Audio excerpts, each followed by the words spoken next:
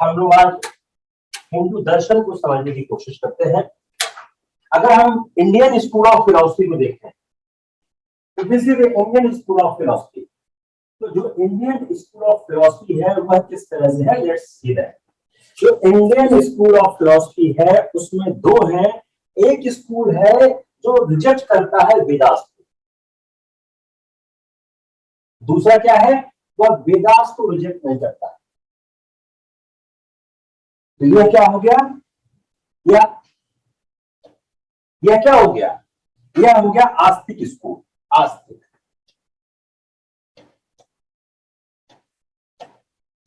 Orthodox.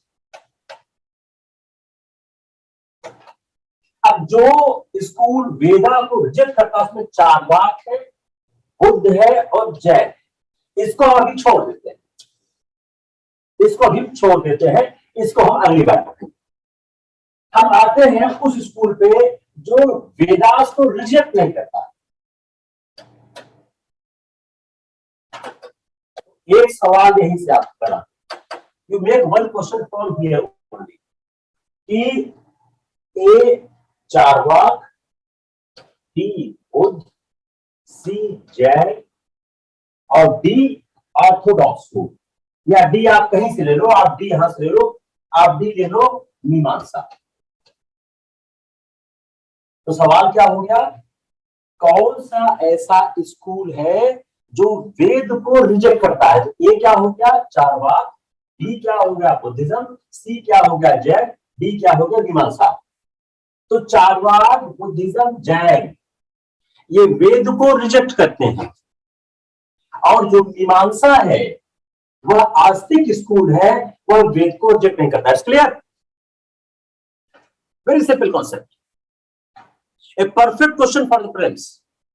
एक बहुत ही perfect question है प्रिंस का कि जो हमारा इंडियन स्कूल ऑफ फिलॉसफी है, इंडियन स्कूल ऑफ फिलॉसफी, जो भारतीय दर्शन का जो स्कूल है, उस स्कूल में, भारतीय दर्शन के स्कूल में अगर देखें तो एक ऐसा सेगमेंट है जो वेद को रिजेक्ट करता है, हु इज रिजेक्टिंग वेदास।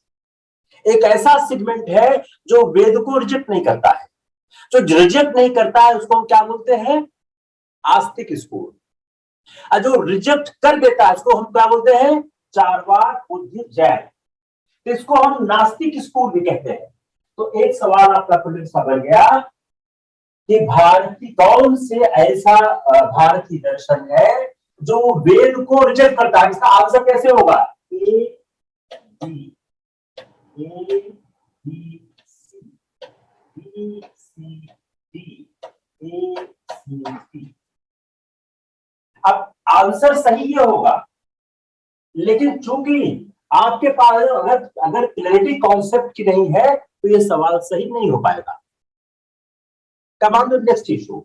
अब आते हैं, अब कंसंट्रेट कर रहे हैं अपने उस स्कूल पे जो वेदास को रिजेक्ट नहीं करता। हम इस पे आज की क्लास करने की कोशिश करते हैं। तो जो हमारा आस्तिक स्कूल है इसके दो पार्ट है, एक बेस्ड ऑन वैदिक text, be based on independent. Just again, जो हमारे अब हम कंसंट्रेट कर रहे हैं अपने आस्तिक स्कूल पे, इंडियन फिलॉसफी का वो स्कूल जो वेदास को रिजेक्ट नहीं करता है, जो हमारा ऑर्थोडॉक्स स्कूल है। इसका दो पार्ट है, स्कूल डायरेक्टली बेस्ड ऑन। इसको और अच्छा कर देते हैं, थोड़ा और अच्छा हो जाता है, इसको हम मिटा देते हैं, आपका कंफ्यूजन दूर हो जाएगा। ठीक है, इसको हम मिटा देते।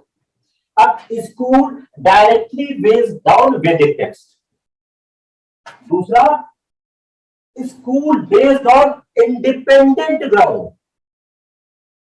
यह स्कूल वैदिक टेक्स्ट पे आधारित है और यह स्कूल इंडिपेंडेंट पे है। यहां क्या है, सांख्य है,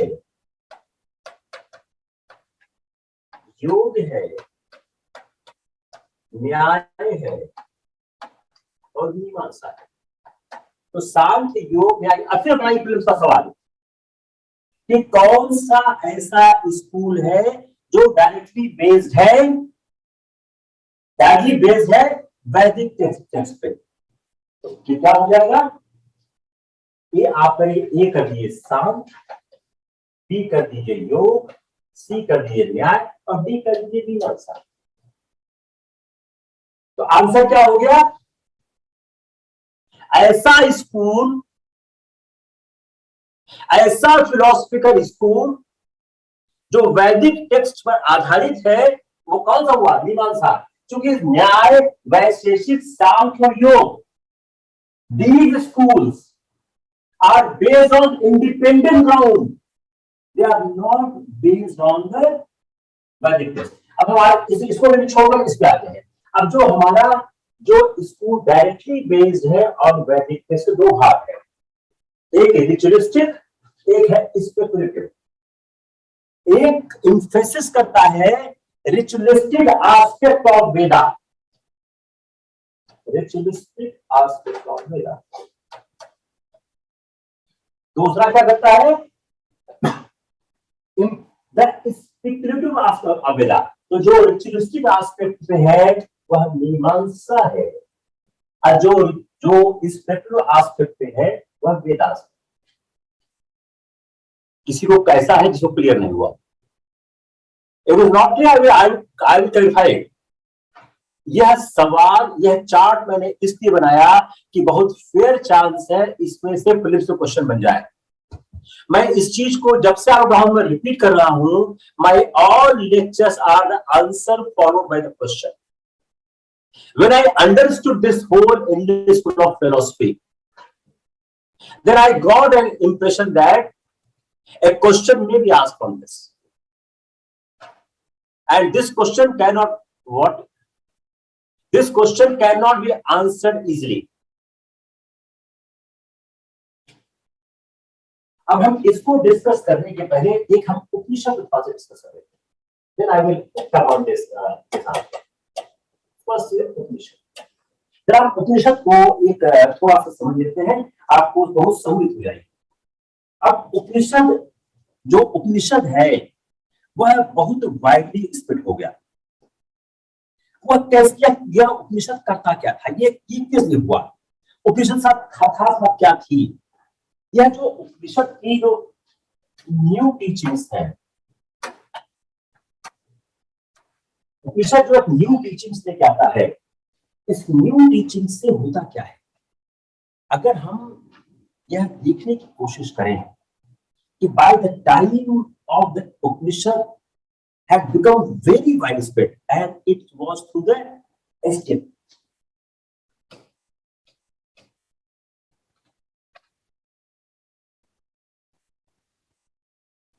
Is clear?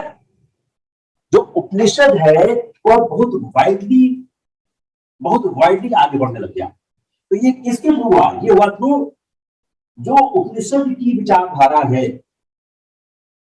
इस उपनिषद की विचारधारा में जो एक, ये क्या है, जो एक संन्यास है, क्या है, संन्यास है।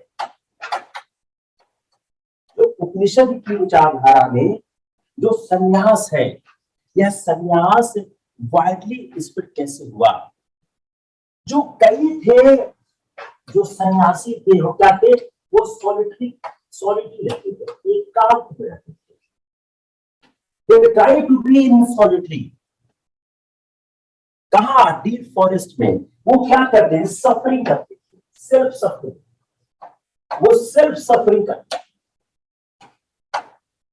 वो अपने आप को एक तरह सफर करते थे, दर्द करते, टॉर्चर देते थे, हंगर में, थर्स्ट में, हीट में, कोल्ड में।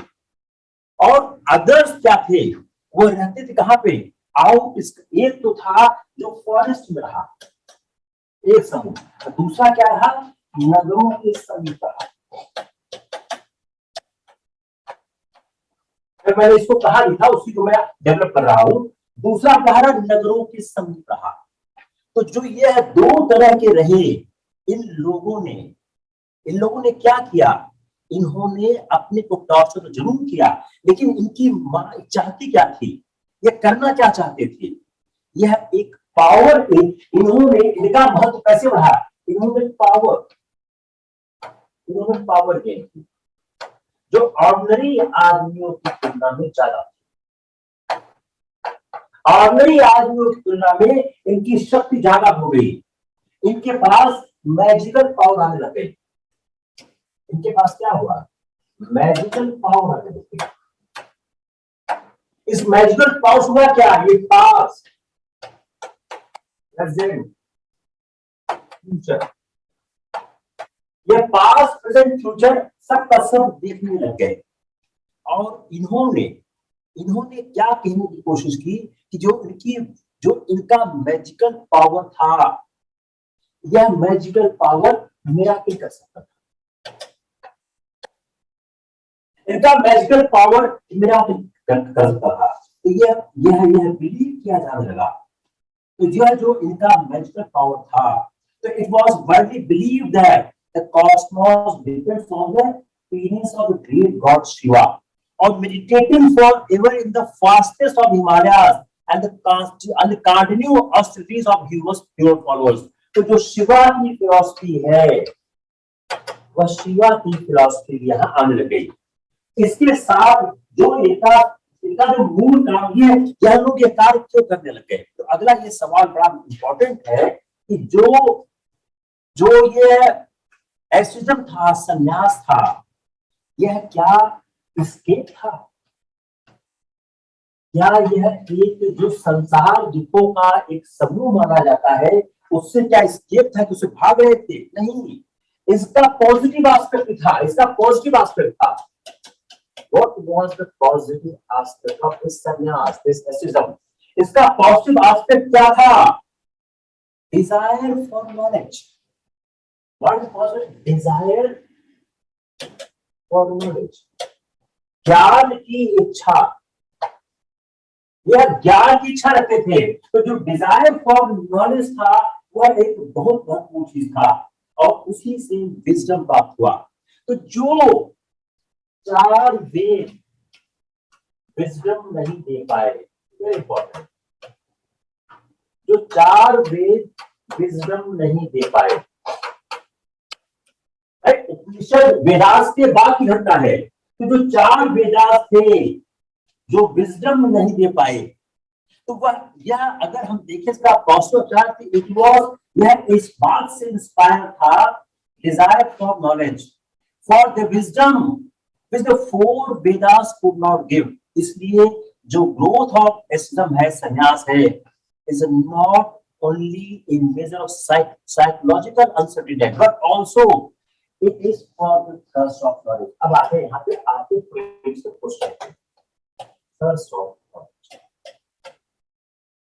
तो जो संन्यास की अवधारणा हमारे उपनिषद से भरती है, वह क्या है? Thirst of knowledge. क्लियर? तो यह जो latest phase of Tripura poets था, उन्होंने इस बात पर सवाल शुरू कर दिए क्रिएशन के बारे में। तो जो क्रिएशन के बारे में, जो विश्व का क्रिएशन है, इसके बारे में ऋग्वेद के समय से सवाल होने लगे। हमने आपको एक्सप्लेन किया था कैसे सवाल आरंभ हो गए, और जो यह सजेस्ट किया गया, अब कहा गया, it was also suggested that it was due to a sort of a sexual act. Elsewhere, the world was said to have originated the golden embryo. हिरण्यगर्भ से वर्ड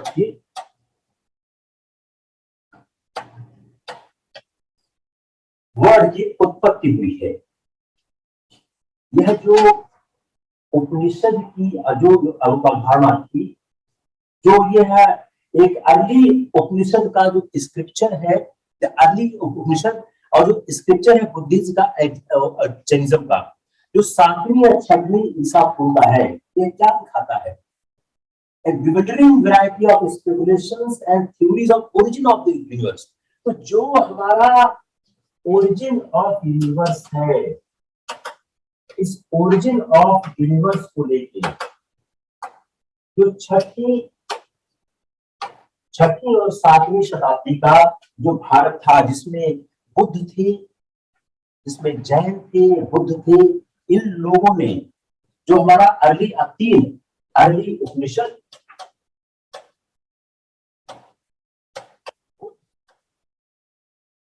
जैन, ये तीनों क्या बताते हैं? इन्होंने इस तरह की विचाराधि ये एक वैरायटी ऑफ स्पेकुलेशंस था और थ्योरीज थी, origin of the universe, nature of the soul, and various problems.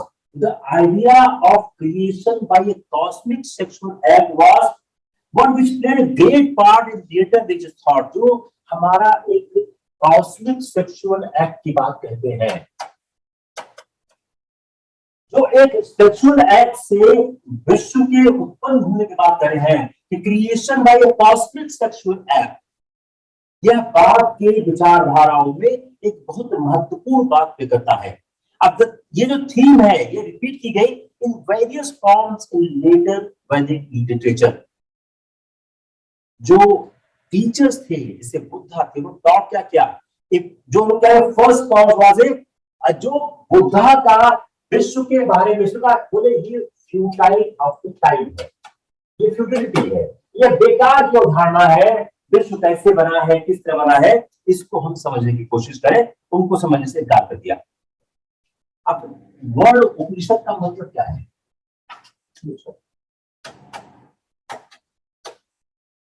Word उपनिषद का मतलब क्या है? ये वर्ड उपनिषद है क्या? यह एक, इसका लिटरली मींस क्या है? सेशन। इसका लिटरली मींस क्या है? सेशन। ये कैसा है? Sitting at the feet of the master. यह कहा जाता है there is 108 Upanishad all together, sitting in the feet of the master. किसी ने उपनिषद देखा आज तक? नहीं पढ़ा है तो कोई उपनिषद की कोई किताब देखी आप लोगों ने? कोई फिलॉसफी का है? Sitting in the feet of the master. तो कहते हैं कि इस समय कहते हैं पूरे 108 उपनिषद हैं। The earliest Upanishad by the great Brihadaranyaka and Chandogya. जो earliest उपनिषद है बृहदारण्यक और छांदोग्य। जो बृहदारण्यक और छांदोग्य है यह earliest उपनिषद है। ये किसमें है? ये किसमें? ये है प्रोज में। ये है प्रोज में। जो सबसे अर्लीय उपनिषद है बृहदारण्यक छांदोग्य, यह प्रोज में है। और ये क्या कंसिस्ट करते हैं? Series of the short exposition of some of new doctrine. यह new doctrine series of short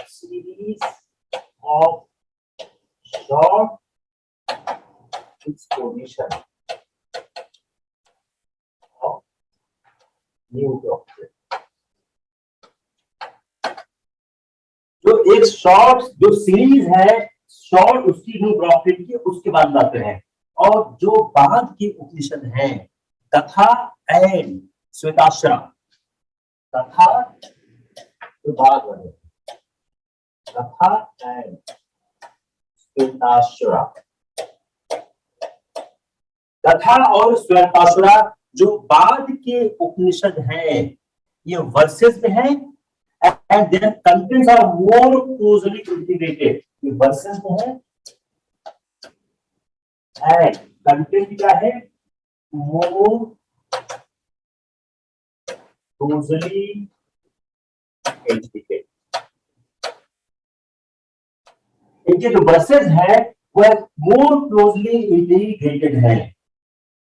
अगर हम, एक है ब्राह्मण, एक एंटिटी है अपन called Brahman, the term used in the Rigveda to mean the magic of the sacred word. वो फिल करता है और स्पेस एंड टाइम। अब जो उपनिषद कहता क्या है? Great and saving knowledge. जो उपनिषद क्लेम करता है to impart light not in mere recognition it's a Brahman but a continuous consciousness of it. Continuous consciousness, इसको आप जरा समझिए। Continuous consciousness, not merely technology। जो ब्रह्म है, जो एक ब्रह्म है, जो उपनिषद कहता क्या है? जो रिकॉग्निशन है रिकॉग्निशन ऑफ ब्रह्म, जो ब्रह्म का recognition, just I will distinguish these two facts. जो उपनिषद क्लेम करता है कि जो मियर रिकॉग्निशन है एग्जिस्टेंस ऑफ का ब्रह्मा का, वह महत्वपूर्ण नहीं है, continual consciousness of it. Brahman resides in human soul. ब्रह्म कहां करता है? Reside in the human soul, resides in human soul. जो ब्रह्म है वह रिसाइड करता है, कहां रिसाइड करता है? It resides inside the human soul.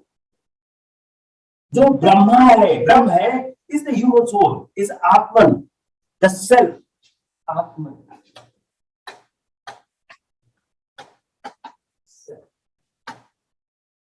तो दिक्कत तो नहीं आ रही है?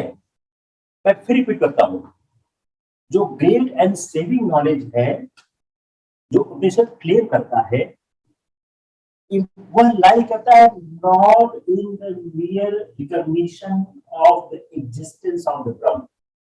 ब्रह्म के रिकॉग्निशन और उसके एग्जिस्टेंस में ही नहीं है, तो किसमें है? यह कॉन्टिन्यूअल कॉन्शियसनेस है कि ब्रह्म का लगातार सचेतन रूप से आपको ज्ञान हो। It is the first point. Second, for Brahma reside in human soul. ब्रह्म कहां रिसाइड करता है? Inside human soul. Indeed Brahman is the, indeed जो ब्रह्म है वही ह्यूमन सोल है। इंडीड, इंडीड क्या है? वास्तविकता में क्या है? ब्रह्म, ब्रह्म इज द ह्यूमन सोल। ये क्या है? इट इज आत्मा, आत्मा क्या है? यह आत्मा है। जो आपका ह्यूमन सोल है, ब्रह्म है, वो आत्मन है।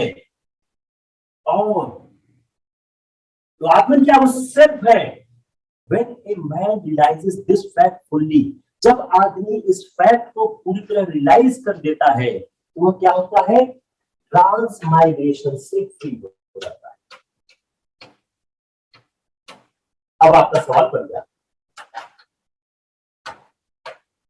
उपनिषद के अनुसार, अब हम इसको उपनिषद से पढ़ेंगे, इसको हम बुद्ध से पढ़ेंगे, तो हम जैन से पढ़ेंगे कि ट्रांसमाइग्रेशन से फ्री कैसे होता है। What is question I frame कि ट्रांसमाइग्रेशन से फ्री कैसे होता है? Anyone is any problem? Anyone wants to repeat it? यह सवाल अभी तक मुझे दिखा नहीं फ्रेंड्स में। इंडियन फिलॉसफी से एक सवाल जनरली आता, कई बार दो भी आते, और मुझको यह उपनिषद की आत्मा के देहांतर गमन का सिद्धांत मुझे पिछले कई सालों में नहीं दिखा है। तो जो चीज नहीं आई है उसके आने की संभावना थोड़ा ज्यादा होती है। तो जब यह इस बात को एक्नॉलेज कर लेता है, तो जब ही सॉल बिकम ब्रह्मन, जब उसका जो सोल है, आत्मा ब्रह्म के साथ एकाकार हो जाती है, तब वह ट्रांसमाइग्रेशन से फ्री हो जाता है। तो क्या होता है? His soul become one with Brahma and he transacts joy and sorrow, life and death.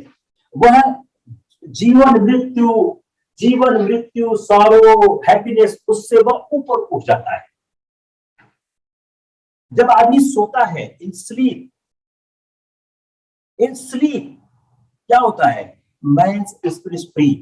अभी यह वॉन्डर घूमती है through the universe as a god of god, it becomes a king of Brahma. मेरे ख्याल से इतना सफिशिएंट हो गया चाहिए। अब आत्मन को थोड़ा समझते हैं। जो आत्मन है उसका मतलब क्या है? Soul and self. आत्मन है, आत्मा है क्या है? वह सोल और सेल्फ है।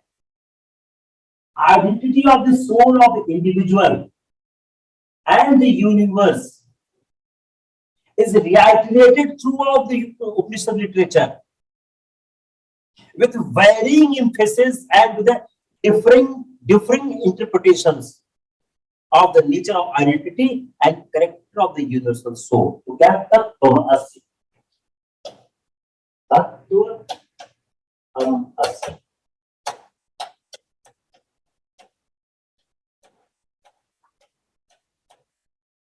तत्वमसि क्या है? जो टर्म आत्मन है, यह इसका मतलब क्या है? यह सोल से है, सिर्फ से है, which lends a certain ambiguity to many passages Hindu scripture. Hindu scripture में ये बहुत एम्बिग्युइटी दे देता है, ये कई तरह से आपको कंफ्यूज करता है। यह जो identity of the soul of individual है और यूनिवर्स है, जो सोल और यूनिवर्सल की जो आइडेंटिटी है, यह पूरे अपने उपनिषद में लगातार व्याख्यायित की गई है। यह जो उपनिषद के वर्सेस हैं, अगर हम उसको देखें, let understand ethics of the Upanishad. Ethics of the उपनिषद,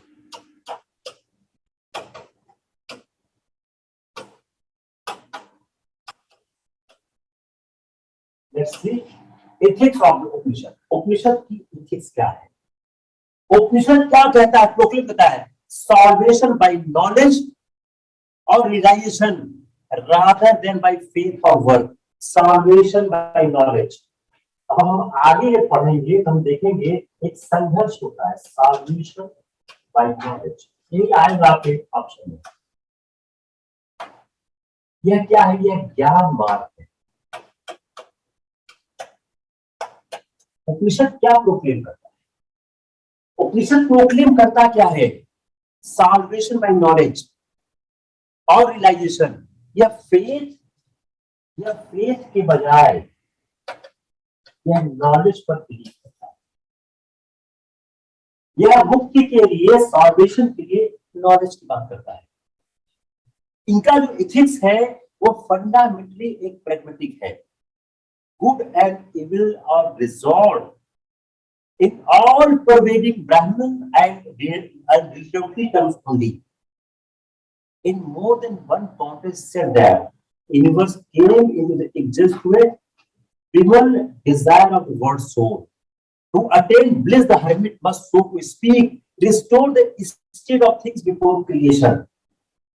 तो जो सजेस्ट किया गया है in later option में, that all desires whatever are intemperable with this saving knowledge. तो जो आप इतने से आप इसकी फिक्स क्या है? ज्ञान मार्ग की बात करता है, सॉल्वेशन ऑफ नॉलेज की बात करता है। ठीक है, इसके साथ काम हो जाएगा। फिलॉसफी के स्टूडेंट के साथ जानना पड़े, आप चिंता हो जाएगा। लेकिन जो एक सन्यासी का जीवन है, जो एक सन्यासी का जीवन है, जो एस्टेसिस की लाइफ है, वह लाइफ है not absolutely necessary to salvation. Even kings are said to have realized Brahman while still ruling, but the saving knowledge was at best very hard to obtain, and doubly difficult for one whose mind was full of material cares and desires. Material care and desire,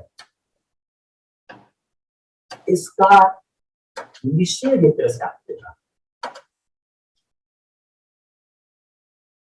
यह कहते हैं जो solvation है, जो life of जो सन्यासी की life है, was not absolutely necessary to salvation. Even king जो किंग है, राजा है, वह भी अपने कार्य को करते हुए, अपनी ड्यूटी को करते हुए वह ब्रह्म को रियलाइज कर सकता है। But saving knowledge was at best very hard to obtain. Knowledge को प्राप्त करना आसान नहीं है। The highest ethical flight of the Christian utters the instruction said to have been given by the Yagyavak to his favorite wife. जो याज्ञवल्क ने अपनी पत्नी को, अपनी फेवरेट पत्नी को जो ज्ञान दिया है, वह कहा जाता है उपनिषद की एथिक्स की विचारधारा का सबसे बड़ा उच्चिष्ट बिंदु है। याज्ञवल्क के पास दो पत्नी थी, मैत्रेयी एंड कात्यायनी। मैत्रेयी एंड कात्यायनी, ये याज्ञवल्क की दो पत्नी। मैत्रेयी और कात्यायनी याज्ञवल्क की दो पत्नियां। और मैत्रेयी को, जो मैत्रेयी थी, उसको पता था अबाउट द वर्ल्ड सोल। जो वर्ल्ड सोल है, इसके बारे में मैत्रेयी को पता था। मैत्री वॉज नोइंग, उसको इस बात का आइडिया था कि जो विश्व की आत्मा क्या है, और जो कात्यायनी थी only knew what everyone knows, और कात्यायनी को बहुत कम पता था, उसको वही पता था जो आप महिलाएं जानती थी। तो मैत्री ने पूछा, तो जब याज्ञवल्क्य जानने लगे, जब याज्ञवल्क्य अपने अगले जीवन में प्रवेश करने लगे, कि जब वो घर छोड़कर संन्यास की तरफ बढ़े, बड़ा अच्छा ये उदाहरण है, घर छोड़कर संन्यास की तरफ बढ़े, इससे आपको उपनिषद में बहुत आगे जाएगी। जब घर छोड़कर संन्यास की तरफ बढ़े, तो उस समय उन्होंने मंत्री पूछा, my lord, if I own the whole earth and all its wealth, should I be immortal? I be immortal? अगर मेरे पास सारी विश्व की संपदा मिल जाए, सारा विश्व मिल जाए, तो क्या मैं इमॉर्टल हो जाऊंगी? या बोला नहीं हो सकते हो। Your life would be the life of the wealthy, and there is no prospect of immortality in the wealth. Immortality of wealth नहीं, immortality wealth से नहीं आती है, immortality wealth से नहीं आती। तो याज्ञवल्क्य ने जवाब दिया, जब उन्होंने बोला कि मुझे सारी विश्व की संपदा मिल जाए, तो क्या या मैं इमॉर्टल हो जाऊंगी? उनका no, your life would be life of the wealthy and there is no prospect of immortality in the wealth. मैं तेरी फिर बोलती है, What use of me are things which will not give me immortality?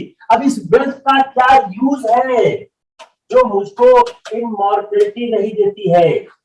उस wealth का use क्या है? या केवल क्या बोलते हैं, you are truly dear to me, you are truly, बोलते कि इसका उन्होंने कुछ आपको नॉलेज देखा, you are truly dear to me, now you are more even more dear, so if like I will teach you. और फिर या केवल उनको बोलते हैं जैसे अपना वो प्रवचन शुरू करती, बात शुरू करते हैं। उन्होंने कहा, a husband is not here for love of the husband, a husband is dear for love of the self. Similarly, wife, sons, wealth, cattle, peace, and warriors, words, gods, Vedas, everything, none of them are dear in their own right, but all are dear for love of the self. Truly, you can see and hear and perceive and know the self. उन्होंने कहा आपको self को जानना होगा, and when you have seen, heard, perceive, known the self, you know all things. जब आप self को जान जाते हो, अपने आप को, तब आप सारी चीजों को जान जाते हो। जो duality of self and not self है, जो duality of self and non self, duality of self non self, जो सेल्फ और नॉन सेल्फ की ड्यूअलिटी है, स्मेल की, टेस्ट की, परसीव की, हियर की, टच की, सबने जाने को, but when is the self, there's no consciousness of anything other than self।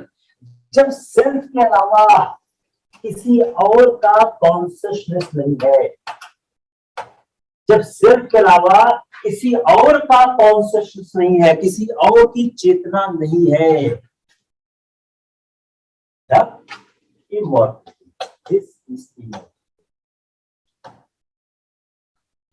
यह इमॉर्टलिटी है। इसके बाद याज्ञवल्क्य चले गए। यह जो याज्ञवल्क्य और मैत्रेयी का संवाद है, यह उपनिषद के दर्शन को, सिद्धांत को, एथिक्स को एक्सप्लेन करता है। क्या है? Self and non self. जब आपने सेल्फ को जान दिया, आप इमॉर्टल हो गए। Clear? Any doubt? Tell fast, yes और नो? कोई डाउट नहीं है? अब हम थोड़ा से हिंदू दर्शन की तरफ पढ़ते हैं। जो हिंदू दर्शन है, किसको दिखता है? किसी को? टेल मी, किसको दिक्कत है?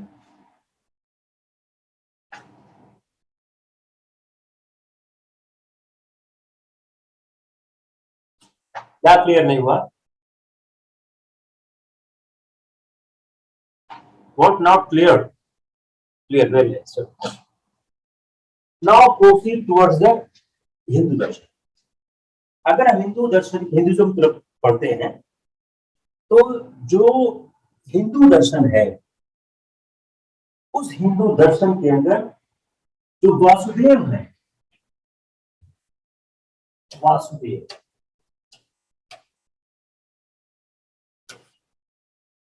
वासुदेव एक वाइडली वर्शिप्ड है, स्पेशली कहां पे?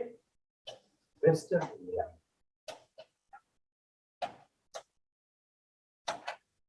और जो बेस नगर का जो अभिलेख है, जो इंस्क्रिप्शन है, जो बेस नगर का कॉलम है, बेस नगर कॉलम, इस सवाल पहले बहुत आता था, पता नहीं अब आया नहीं आया कि कहां पर जिक्र मिलता है अरबीय भागवत संप्रदाय के। तो जो बेस नगर का कॉलम है, उसका जो इंस्क्रिप्शन है, जो सेकंड सेंचुरी बीसी का है, the cult of Vasudev was the support of ruling classes. जो रूलिंग क्लासेस है, उनको कल्ट ऑफ वासुदेव का सपोर्ट मिला था। रूलिंग क्लासेस को कल्ट ऑफ वासुदेव का सपोर्ट प्राप्त हुआ था, और नारायण एक गॉड के रूप में दिखाई देते हैं। जो हमारा पुराण है, उपनिषद, जो हमारा पुराण है, पुराण, अगर हम अपने पुराण को देखें, पुराण थे क्या? पुराण एक क्या है? ये एंशियंट स्टोरीज है। ये एंशियंट स्टोरीज है। पुराण क्या है? पुराण आर द एंशियंट स्टोरीज। किस तरह की स्टोरीज है? ये कंपाइल की गई है, जो लीजेंड्स ऑफ रिलीजियस इंस्ट्रक्शंस है, लीजेंड्स ऑफ रिलीजियस इंस्ट्रक्शंस।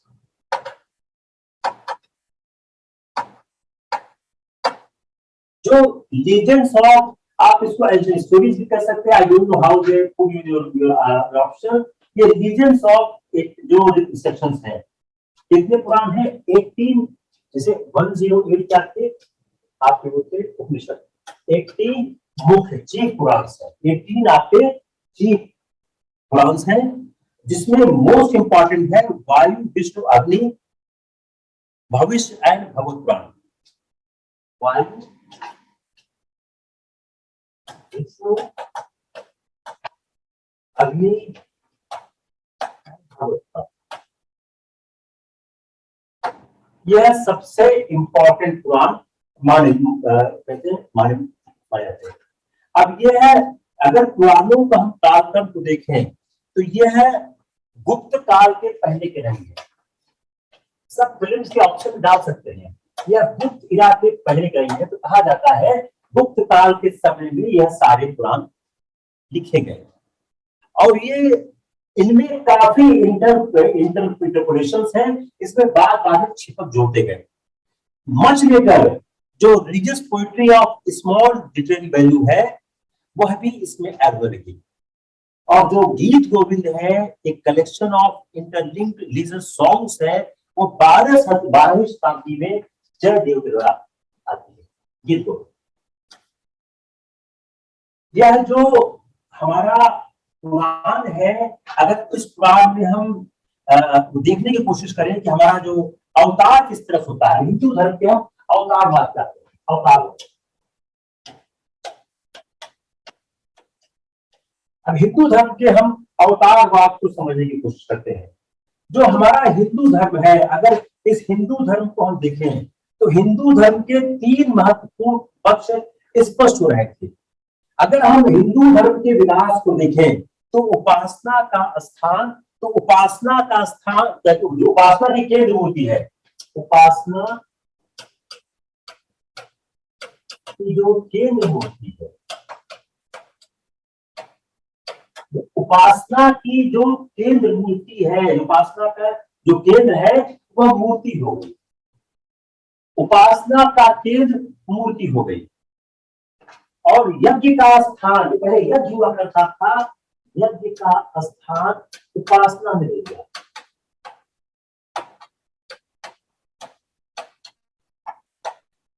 तो पहला क्या हो गया कि हमारी जो हिंदू धर्म था, उसमें हिंदू धर्म में जो महत्वपूर्ण परिवर्तन हो रहे थे, उसमें पहली बात क्या हो गई, उपासना का केंद्र मूर्ति हो गई, यज्ञ का स्थान उपासना ले गया, और धार्मिक कृत्य के रूप में मूर्ति को बलि चढ़ाने का विधान अभी रहा। लेकिन धार्मिक कृत्य के रूप में, धार्मिक कृत्य के रूप में मूर्ति को बलि चढ़ाने का विधान अभी रहा।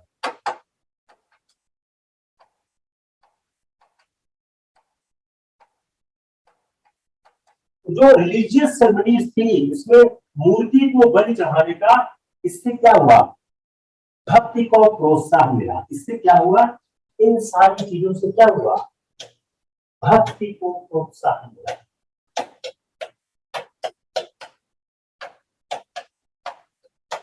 इन सारी घटनाओं से, जो 3 महत्वपूर्ण घटनाएं हो रही थी, इससे भक्ति को प्रोत्साहन मिला।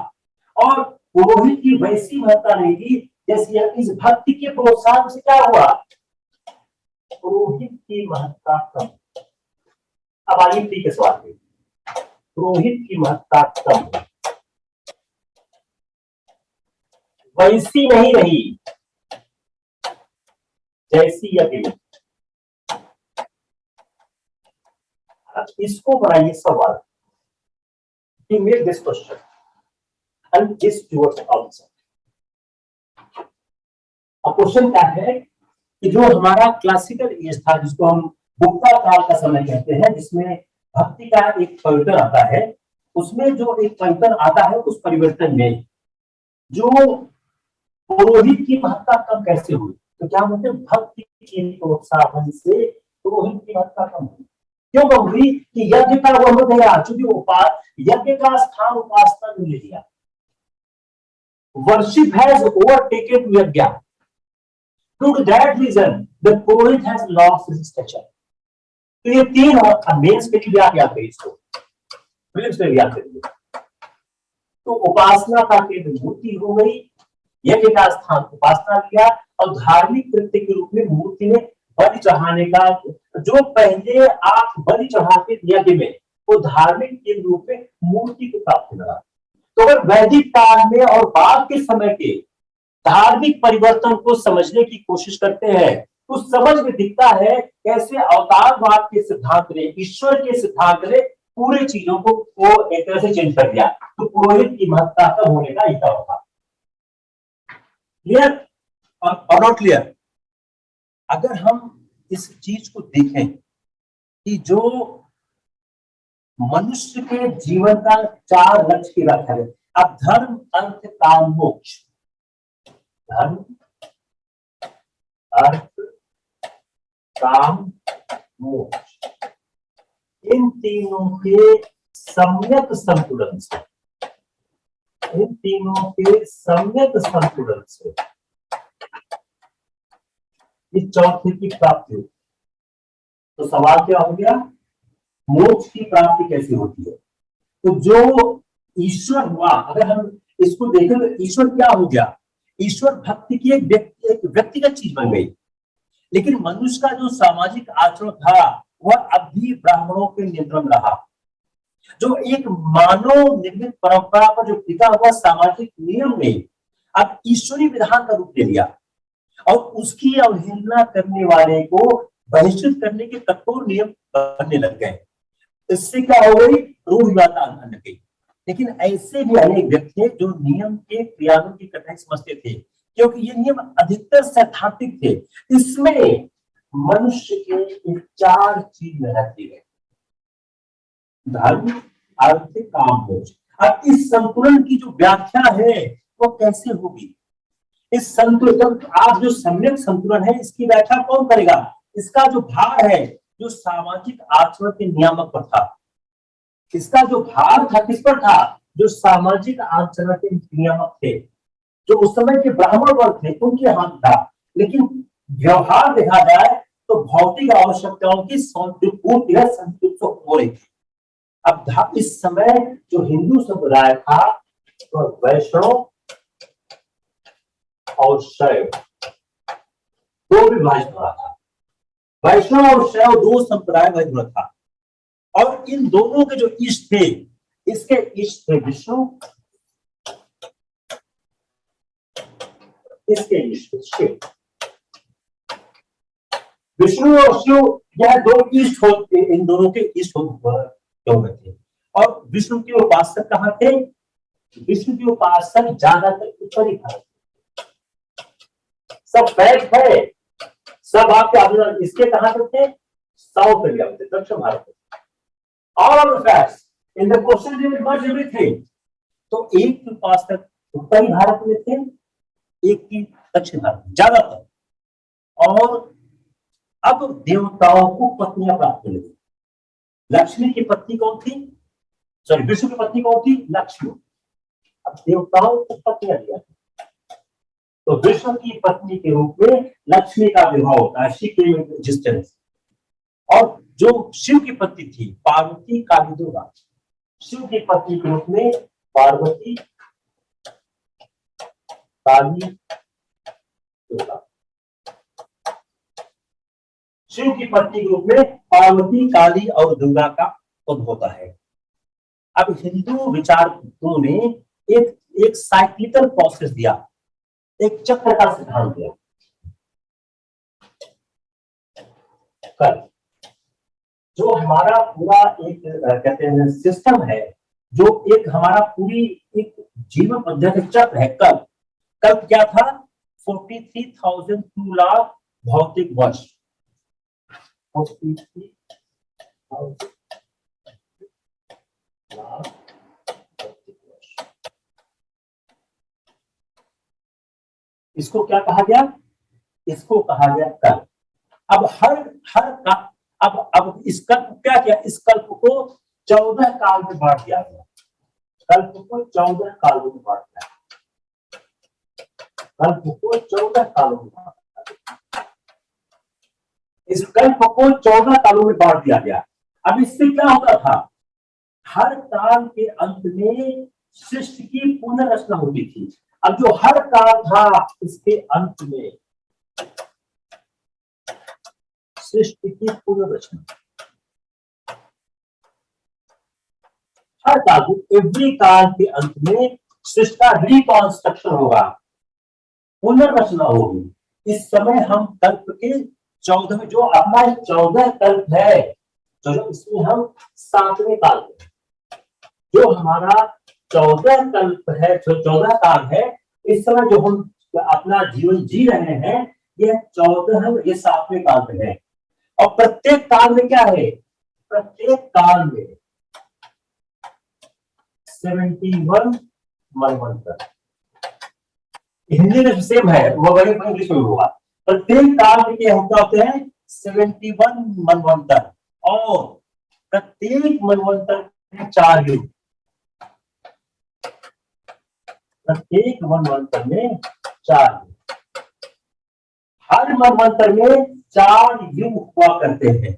और इन युगों को 4800 युगों को 4800, 3600, 2400, 4800, 3600, 2400 और 1200 दैवी वर्ष में बांटा गया। इनको इतने दैवी वर्ष में बांट दिया गया है। और एक दैवी वर्ष 360 मानव वर्ष के बराबर होता है। इसको आप लोग रख लीजिएगा। एक दैवी वर्ष 360 मानव वर्ष के बराबर होता है, ह्यूमन ईयर के बराबर होता है। एक दैवी वर्ष 360 मानव वर्ष के बराबर होता है। और अगर हम इसको देखें कि जो हमारा इस समय है, जो चौथा युग किसमें है? कलयुग में है। इस समय किसमें है? कलयुग में है। तो 4 युग जो होता है, इस समय कलयुग में हम रह रहे हैं, जिसमें संसार क्या है? बुराइयों और पापों से भरा है। अब कलयुग की जो कल्पना है, वह कल के अब यहाँ पर कल का अवतार होगा। अब इसको देखिए सवाल कैसे है। कल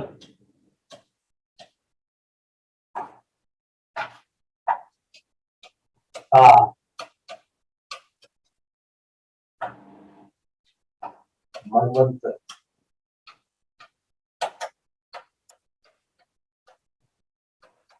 ए बी सी डी, इसको आप कालक्रम में सजाइए, इसको आप डिसेंडिंग ऑर्डर में सजाइए।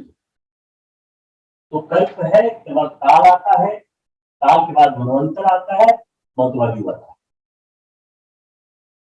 एक दैवी वर्ष में कितने मानव वर्ष होते हैं, दूसरा सवाल ही हो सकता है। एक हाथ यही दो सवाल इंपॉर्टेंट है। सबसे महत्वपूर्ण सवाल यही है। For this question I have tried to explain you, यह सवाल आने से मना से लगा। क्लियर। अब आते हैं जो हिंदू दर्शन का जो अवतारवाद है, अवतारवाद को समझने की कोशिश करते हैं। कौन कौन से अवतार हुए हैं?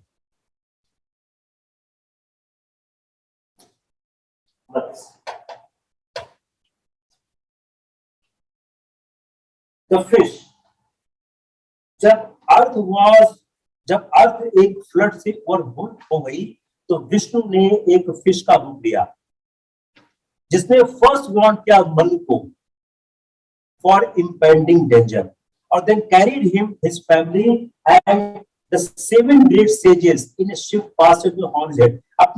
अपने सब उन्होंने क्या किया? उन्होंने आल्सो सेव किया Vedas from the flood, Vedas from the flood. यह पहला अवतार हुआ।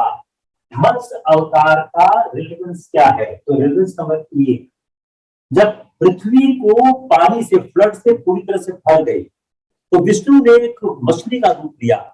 उन्होंने वार्न किया मनु को। जो मनु कौन थे? जो एडम और ईव की थ्योरी है उसमें मनु को हिंदू एडम कहा जाता है। कि जो पहले मनुष्य हुए वो मनु थे। तो मनु को विष्णु ने वार्न किया और उन्होंने उनको और सारे वेदास को के साथ ले गए। जो फिश इनकार्नेशन, लेकिन जो फिश इनकार्नेशन है ये बहुत ज्यादा पूजन है। It is not widely spread, नहीं पूजा जाता ज्यादा। It is not widely spread, it is the first incarnation. दूसरा पूर्व या टोटोइस, पूर्व अवतार या टोटोइस। यह पूर्व अवतार क्या है? मत्स्य के बाद पूर्व अवतार क्या होता है? मेनी डिवाइन ट्रेजर्स लॉस्ट हो गए। जो फ्लड आई, देखिए यहां फ्लड आई, इस फ्लड में कई डिवाइन ट्रेजर लॉस्ट कर गए, इंक्लूडिंग द अमृत। जो अमृत था वह भी खो गया।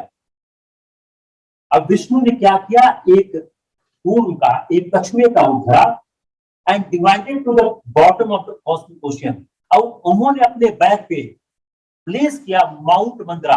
माउंट मंदरा को, जो मंदर पर्वत था, अपने माउंट मंदरा को अपने पीठ पर, अपने बैक पर उन्होंने प्लेस किया और उन्होंने उसको टिल्टिल किया divine basket around the mountain चरण ओशियन। और उससे क्या हुआ?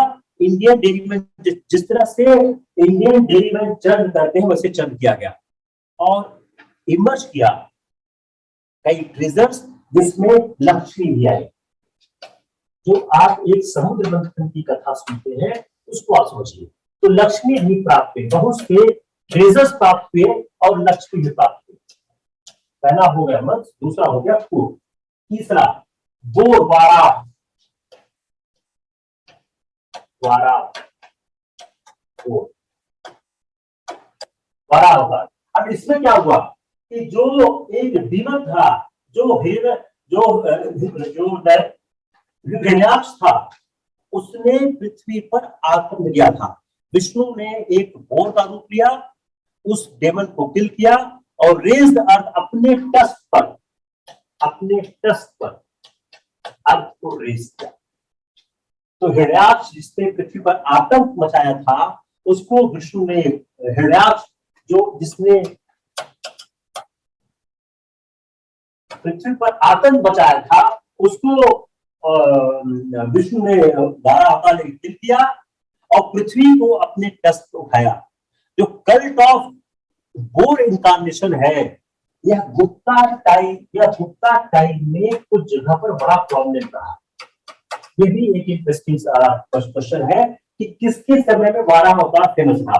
तो जो बोर इनकार्नेशन का जो एक थ्योरी है, ये इंपॉर्टेंट था, सब part of India in the Gupta time. Narasimha अवतार,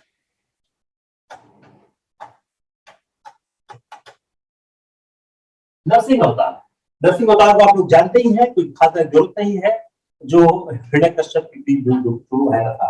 पांचवा वामन अवतार, द्वार वामन अवतार, द्वार या वामन अवतार। इसकी कथा आप लोग शायद जानते ही होंगे कि विष्णु ने एक बाली थे, इनके लिए विष्णु ने उन पर जो डेमन बाली थे उन्हें कंट्रोल किया वर्ड पे, और उनके लिए विष्णु ने एक वामन के रूप में अवतार लिया और उनसे 3 पग में सारी पृथ्वी को प्राप्त कर लिया। छठा परशुराम, परशुराम की कथा आप जानते हैं, इसमें कोई खास बड़ी बात नहीं है। 7वां Ram, 8वां Krishna, 7वां Ram,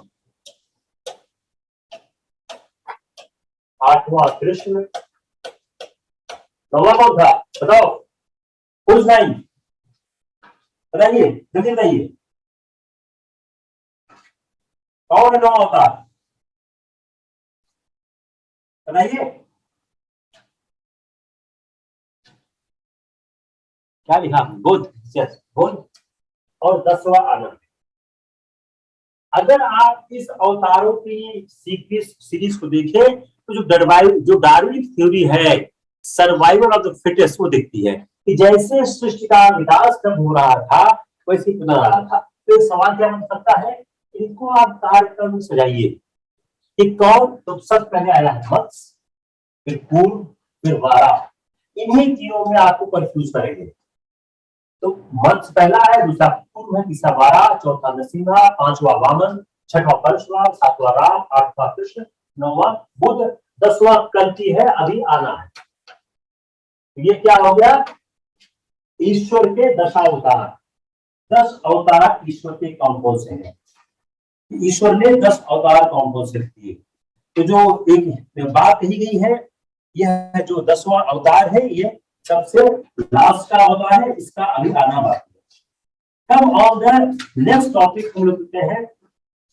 you can take class ना, थक तो नहीं गए आप लोग, you can take 20 minutes more, 20-30 minutes, yes और नो, टेल फास्ट।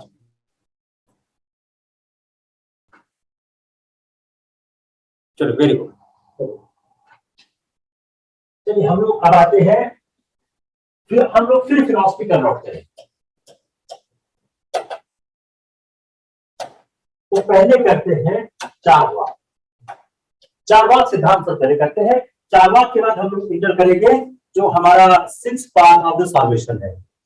अगर हम इंडियन फिलॉसफी को देखने की कोशिश करें, let's see the Indian philosophy का पर्पस क्या है, इंडियन फिलॉसफी क्या कहना चाहती थी। तो before Charvaka let's see the Indian philosophy.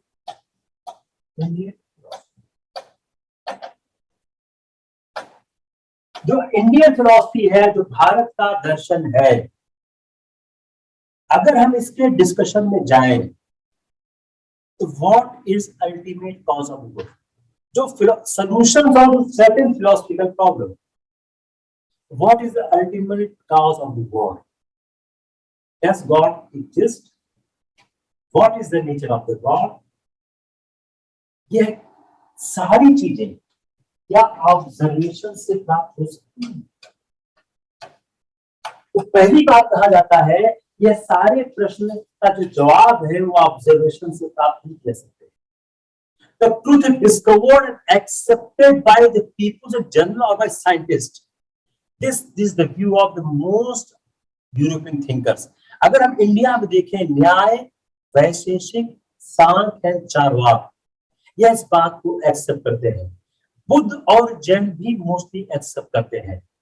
उसके अलावा यह जो साइंटिफिक थ्योरीज है, अगर हम साइंटिफिक थ्योरीज को देखते हैं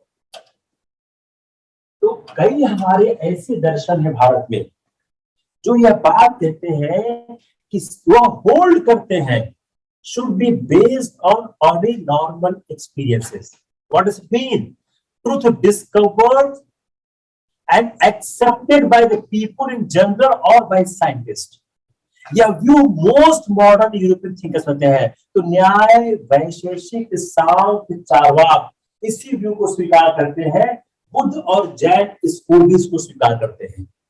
दूसरी तरफ there are thinkers who hold that regarding some matters such as god the state of relation we can not form any correct idea from ordinary experience. Ordinary experience से हम क्या करेक्ट आइडियाज फॉर्म कर सकते हैं या नहीं कर सकते। तो इस मान्यता में दो विचारधाराएं हैं। एक विचारधारा यह कहती है कि truth discovered and accepted by people in general और बाय साइंटिस्ट। दूसरी क्या कहती है, we can not form any correct ideas from ordinary experience. अगर हम हिंदू धर्म के दर्शन को देखें, अगर हम हिंदू फिलॉसफी को देखें, हम अभी बुद्ध और जैन को छोड़ देते हैं। अभी हम बुद्ध और जैन की बात करते हैं। एक पहले हम करते हैं चारवाक। चारवाक बात कर सकते हैं, यहां पर कर देते चारवाक। जो चारवाक दर्शन है वो क्या कहता है, इसका मतलब क्या है, मटीरियलिज्म।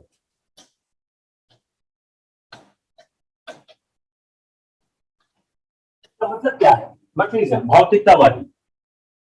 यह कहता क्या है, perception is the only valid source of knowledge. क्या बोलता है, perception is the only valid source of knowledge. Perception is the only valid source of knowledge. Perception जो है यह एकमात्र नॉलेज का वैलिड सोर्स है।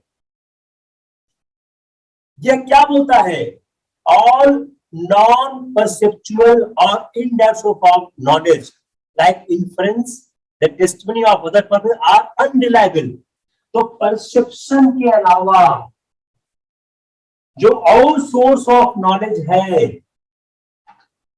जो इन्फ्रेंस से है, टेस्टिमनी से है, ये क्या है, अनरिलायबल है और मिसलीडिंग है। इसलिए ये दर्शन क्या कहता है, we should not therefore believe anything except what is immediately known. Except what is immediately known. तो कैसे इमीडिएटली नोन होगा, बाय परसेप्शन। क्लियर, बहुत सिंपल है। अब परसेप्शन क्या करता है, परसेप्शन रिवील्स करता है अपने को ओनली। अभी परसेप्शन क्या करता है, it reveals us only material source. जो परसेप्शन है वह अपने को रिवील क्या करता है, ओनली मटेरियल सोर्स। वो क्या है, एयर, फायर, वाटर, अर्थ। इनका जो एग्जिस्टेंस है, वी कैन, जो एयर, वाटर, फायर है, इसको हम कैसे जानते हैं, अपने सेंसेस से जान जाते हैं। We know it via senses. There is no evidence that there is anything like an immaterial soul in man. जो आत्मा है, जो सोल है आदमी के अंदर, जो सोल है उसका कोई एविडेंस नहीं।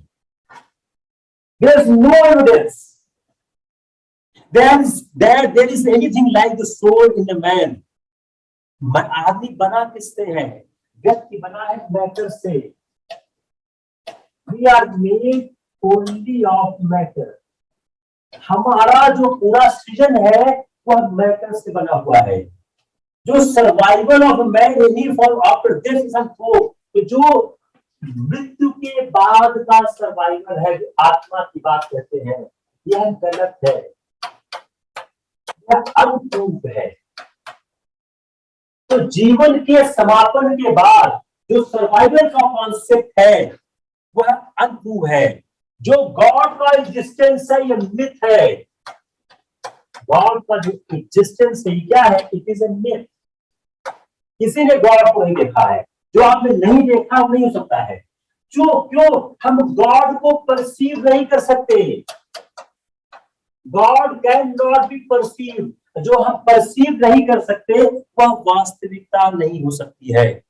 तो वर्ड बना कैसे है, word is made by the automatic combination of the material element. तो वर्ड जो बना है वह ऑटोमेटिक कॉम्बिनेशन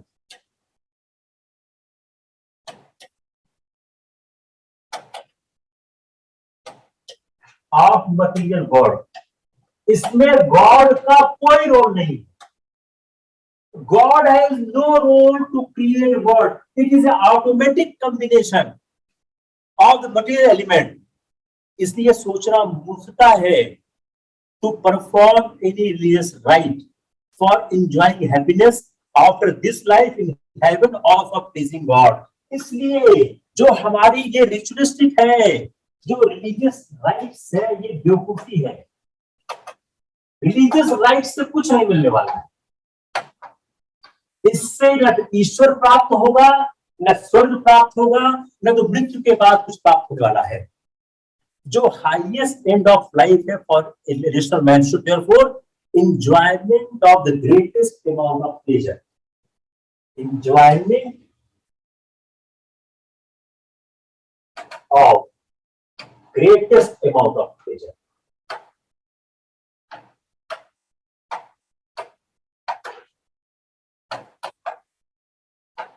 ये क्या है, enjoyment of greatest amount of pleasure.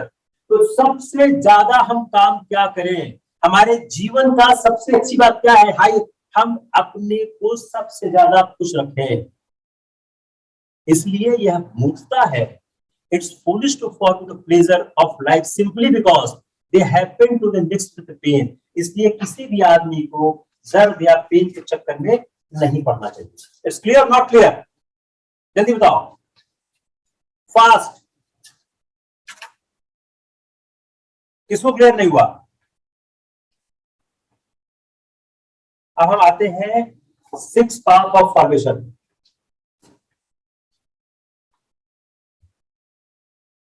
6 path of solvation Hindu धर्म के 6 जो खंड दर्शन जिसको हम बोलते हैं, हम खंड दर्शन कहते हैं। तो खंड दर्शन को अगर हम देखें तो जो 6 पाथ ऑफ द साल्वेशन है वो किस तरह से हमको प्रभावित करते हैं। अगर हम हिंदू दर्शन के इन 6 पाथ को देखने की कोशिश करें तो जो हिंदू दर्शन है वो क्या कहता है। अगर हम इस हिंदू दर्शन के 6 पाथ को देखें, let's examine this the 6 path of the salvation. मैंने इसको पहले पढ़ाया है, अगर आप लोग यूट्यूब पे जाए वहां पे आपको दिख जाएगा, but I will doing it again for you, आप लोग फिर से पढ़िए उसमें। यह जो हिंदू दर्शन के 6 जो पथ हैं, यह 6 पाठ क्या बोलते हैं। यह जो 6 सिस्टम ऑफ सॉल्वेशन है, न्याय वैशेषिक, न्याय वैशेषिक, सांख्य योग मीमांसा। न्याय वैशेषिक, सांख्य योग मीमांसा। न्याय वैशेषिक, सांख्य योग मीमांसा, वेदांत।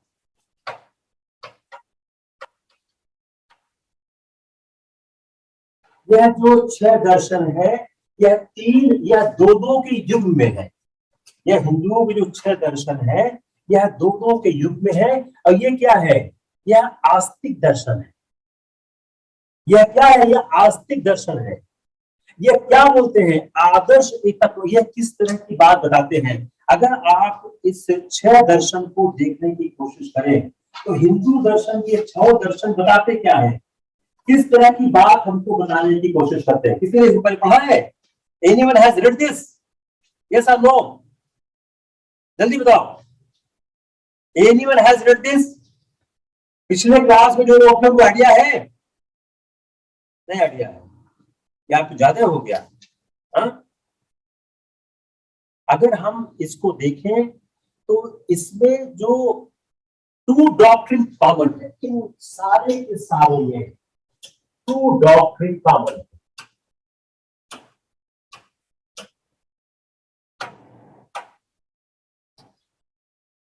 इन सारे के सारों में टू डॉक्ट्रिन कॉमन है, transmigration of soul and believe in salvation. पहली बात, ट्रांसमाइग्रेशन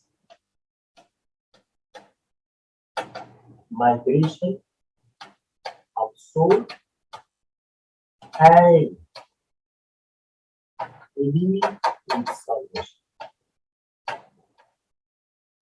ये हुआ जो हिंदू धर्म के ये 6 दर्शन है, थर्ड दर्शन है, इसमें दो बात कॉमन है। इस डॉक्ट्रिन में टू थिंग्स जो है वो कॉमन है।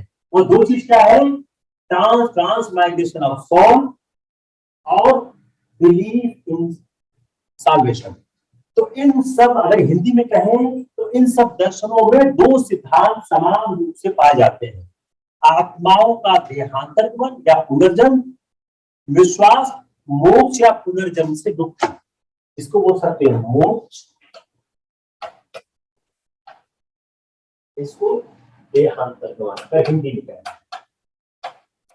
एक सवाल पहला ही क्या हो गया, हिंदू खंड दर्शन में क्या दो चीज कॉमन है? तो दो चीज कॉमन क्या हो गई, इनमें दो चीज कॉमन क्या हो गई, they believe in the transmigration of the soul and believe in the salvation। Hindi में क्या बोलोगे इसको, इसमें आत्माओं का देहांतरगमन या पुनर्जन्म में विश्वास और मोक्ष मतलब पुनर्जन्म से मुक्ति। अब इन यह जो 6 दर्शन है, इनको दोनों के 3 समूहों में बांट दिया गया है। यह जो 6 दर्शन है, इनको दो के 3 समूहों में बांट दिया गया है।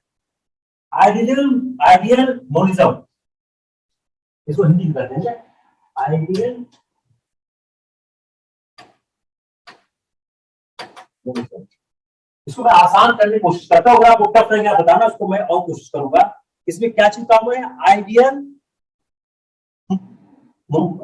इसको हिंदी में क्या बोलेंगे, आदर्श एकत्ववाद, देखा सही बोलेंगे। Yes yes, ideal monism. इसमें कॉमन क्या क्या चीज है, इनको हमने, इस सेक्शन को हमने दो के फिल्म बांट दिया।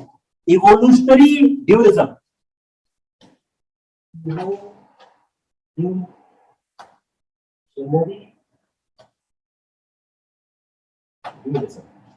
तो पहला क्या है, आइडियल ड्यूरिज्म, दूसरा हो गया इवोल्यूशनरी ड्यूरिज्म और लॉजिकल क्लासिफिकेशन।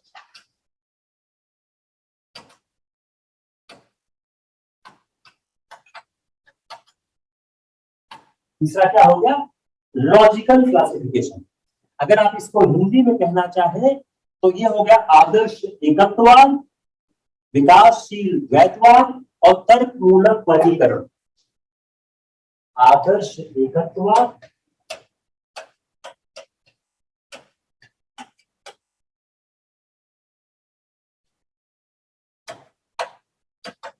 तर्कमूलक वर्गीकरण और द्वैतवाद। क्लियर? क्या ये क्लियर नहीं हुआ? जल्दी बताओ। विकासशील, पहली चीज क्या हो गई, पहली चीज क्या हो गई, हिंदू धर्म के जो दर्शन है, उन 6 दर्शन में दो चीज कॉमन है। In all 6 philosophy two things are common. अगर हम इसको दो के बांटते हैं, यह 3 चीज हमको दिखाई देती है, यह तीन चीज दिखाई देती है। ठीक है, वेदांत और मीमांसा, वेदांत और मीमांसा। दूसरा बताओ, जया क्लास में थे और कौन सा क्लास में लास्ट टाइम, और कौन सा बताओ, वेदांत और मीमांसा। दूसरा जल्दी बताओ, न्याय वैशेषिक सांख्य योग, न्याय वैशेषिक सांख्य योग।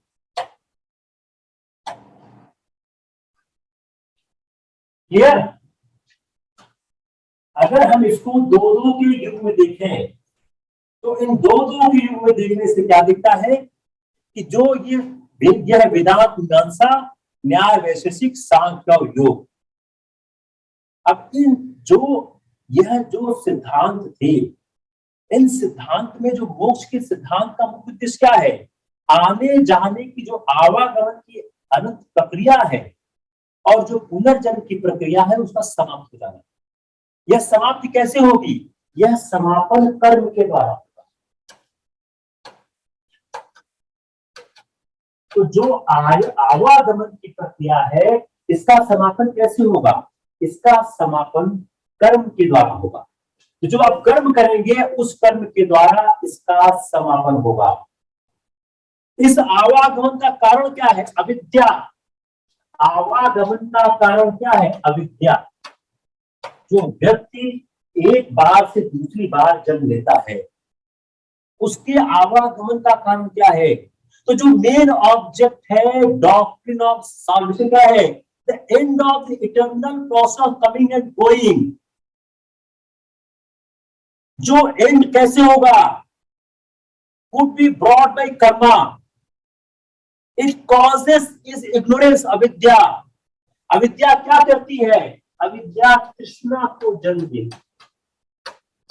अविद्या के कारण डिजायर होता है, तृष्णा को जन्म देती है। इसलिए अविद्या का समापन होना चाहिए। इसलिए इग्नोरेंस को समाप्त किया जाना चाहिए। अगर इग्नोरेंस को आप समाप्त कर लेंगे, इग्नोरेंस का समापन कैसे होगा? इग्नोरेंस का समापन ज्ञान से होगा, भक्ति से नहीं होगा। ज्ञान से होगा, भक्ति से नहीं। इसी को हम एक बार और रिपीट कर देते हैं, तब हम क्लास क्लोज कर देते हैं। रिपीट हम इसलिए कर रहे हैं कि आसानी से क्लियर नहीं होता है। इसके बाद हम अगले क्लास में शब्दों को अलग अलग डिस्क्राइब करेंगे। Let me repeat it again because I am seeing a question from here. Let us prepare ourselves for the toughest question possible. There may be one point of view, क्या sir इतना detail पढ़ना जरूरी है?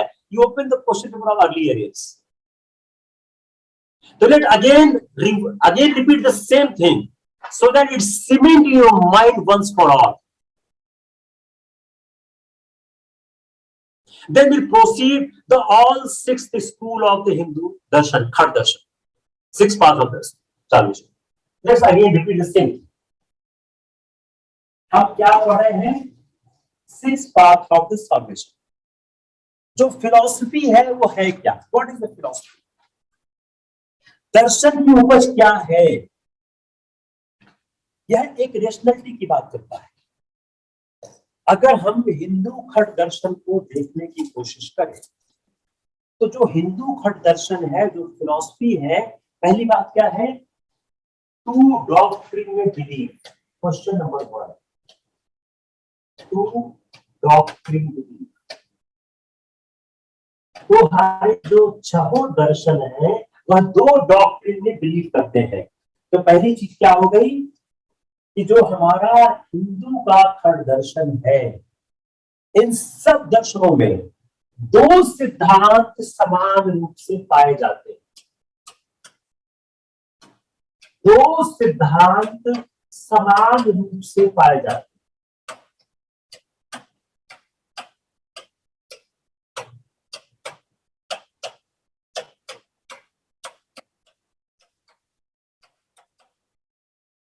या दो सिद्धांत समान रूप से कौन से पाए जाते हैं? वह दो सिद्धांत समान रूप पाए जाते हैं, वह है आत्माओं के देहांतर गमन में विश्वास। मतलब क्या है? पुनर्जन्म में विश्वास।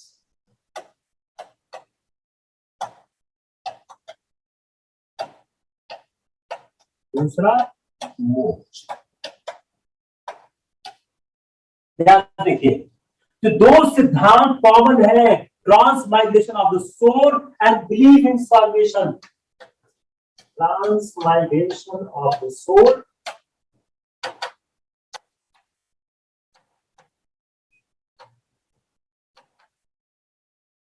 and belief in salvation.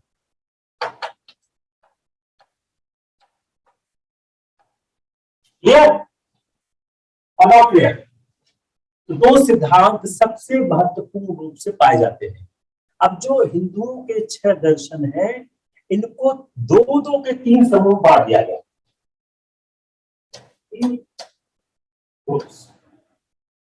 इनको दो दो के 3 समूह बांट दिया गया। अब वो जो दो दो के 3 समूह है, वो कौन कौन से समूह हैं? आइडियल, क्या बोलते हैं, आइडियल मोनिस्ट, ठीक है। दूसरा रिवोल्यूशनरी ड्यूअलिज्म। तीसरा क्या, बताओ जल्दी से, फास्ट, नेक्स्ट, जल्दी से फास्ट बताइए, राइट डाउन। तो लिखा लॉजिकल क्लासिफिकेशन।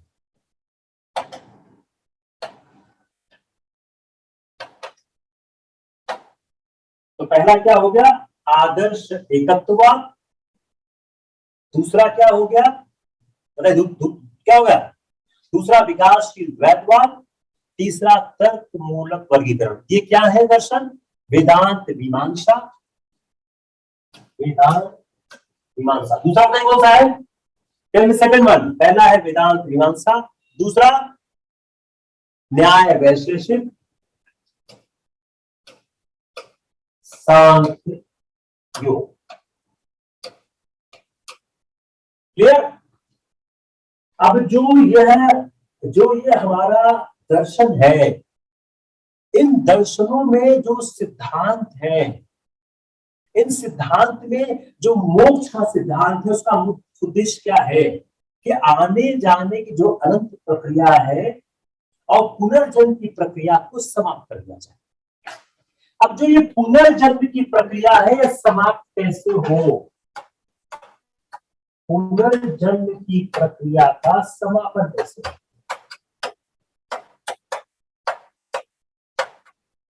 ये पुनर्जन्म की प्रक्रिया का, ये जो ट्रांसमाइग्रेशन ऑफ द सोल है, ये समापन कैसे हो? जो मेन ऑब्जेक्ट है डॉक्टर सॉल्यूशन क्या है, and the eternal process of coming and going and process of transmigration. यह एंड कैसे होगा? This could be brought about by action. ये कैसे होगा? यह कर्म के द्वारा होगा, एक्शन के द्वारा होगा। It could be brought by action. ये कैसे होगा? यह कर्म के द्वारा होगा। अब यह कैसे होता है? It causes is ignorance. जो अविद्या है, इग्नोरेंस है। अविद्या के द्वारा, अविद्या के कारण तृष्णा होती है, डिजायर होती है। क्योंकि हमारे अंदर अविद्या है, उस अविद्या के कारण तृष्णा होती है। तो इस आवागमन का कारण क्या है? हमारी अज्ञानता है, अविद्या है, जो इच्छा अथवा प्यास को, तृष्णा को जगाती है, जिसके कारण व्यक्ति कर्म करता है। इसलिए प्रत्येक दार्शनिक संप्रदाय का क्या मत है? अज्ञान को ज्ञान द्वारा समाप्त किया जाना चाहिए, न कि केवल श्रद्धा के द्वारा। तो in the opinion of every philosophical school, it could be dispelled by the knowledge and not by the faith. It could be dispelled by knowledge, not by faith. I think for the day, tomorrow we'll take the 6th part of the solution. कोई confusion किसी को रह गया, समझ नहीं आया है?